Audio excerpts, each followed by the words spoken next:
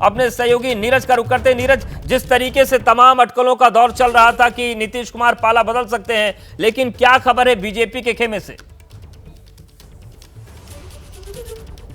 देखिए, राजनीतिक गलियारे में ऐसी चर्चा थी कि जेडीयू और बीजेपी एक बार फिर एक साथ आ सकते हैं, एक मंच पर आ सकते हैं।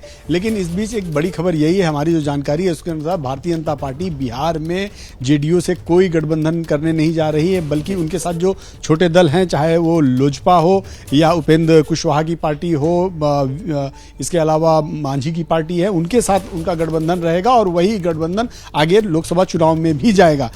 इस बीच हमारे साथ बात करने के लिए हैं भारतीय जनता पार्टी के बहुत ही सीनियर लीडर शहनवाज हुसैन साहब। शहनवाज जी, लल्लन सिंह के इस्तीफे की खबर आ रही है, लेकिन वो कह रहे हैं कि भारतीय जनता पार्टी लगातार नैरेटिव सेट कर रही है। भाई, जेडीयू एक अलग पार्टी है और जेडीयू की पार्टी में क्या हो रहा है उससे बीजेपी का क्या लेना देना है। लेकिन वो कह रहे हैं कि जो नैरेटिव सेट कर रहे हैं, हमारी पार्टी में जो उथल पुथल कराने की कोशिश कर रहे हैं, वो आप लोग कर रहे हैं। उनकी पार्टी में क्या उथल पुथल है ये वही जानेंगे, हम लोगों को इसकी कोई सूचना नहीं है। यहाँ तक सवाल है कि जेडीयू में कौन अध्यक्ष हो ना हो ये उनको तय करना है। और जिस तरह ये मुलायम सिंह अखिलेश जी की एक पार्टी, बहन जी की एक पार्टी बसपा, उसी तरह नीतीश कुमार जी की पार्टी जेडीयू है। वो किसको अध्यक्ष बनाए, खुद बने, इसमें बीजेपी का कोई लेना देना नहीं है, ना हम कोई इंटरेस्ट ले रहे हैं। हम तो बिहार में मिशन 40 पे हैं कि 40 की 40 लोकसभा सीट हम लोग जीते और 2025 में बीजेपी का मुख्यमंत्री बिहार में बने, इस पर हम लोग काम कर रहे हैं।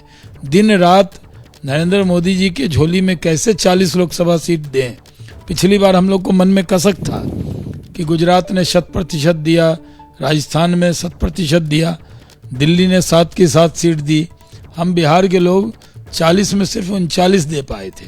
इस बार 40वीं सीट भी नरेंद्र मोदी जी के झोली में डालेंगे, इसमें कोई शक नहीं है कि आज उनकी लोकप्रियता इतनी बढ़ी है कि 400 सीट वो जीतेंगे।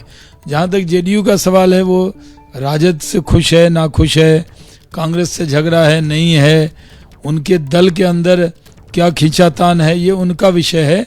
भारतीय जनता पार्टी के पास एकदम समय नहीं है उनके बारे में कोई भी बात पर विचार करने का। जब आप 39 जीते थे तब उस समय जेडीयू आपके साथ था, तो क्या फिर से एक बार जेडीयू का साथ मिल लेंगे क्या? अगर भविष्य में ऐसी कोई संभावना आई कि जेडीयू और बीजेपी एक साथ आने की उम्मीद हो, तो क्या उस समय भारतीय जनता पार्टी पहल करेगी या भारतीय जनता पार्टी उनका साथ लेगी? भारतीय जनता पार्टी उपचुनाव में दिखा चुकी है कि हम गोपालगंज और बोछा अपने दम पर गठबंधन को हरा चुके हैं।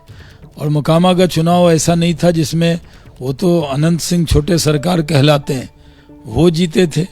वो सिंबल उनके पास जरूर जेडीयू का था जी, लेकिन हम साबित कर चुके हैं कि बिहार में हमारा बिल्कुल नीरज, तो हमारी स्थिति है, कोई मुकाबले में बीजेपी साबित कर चुकी है कि बिहार में मजबूत स्थिति है।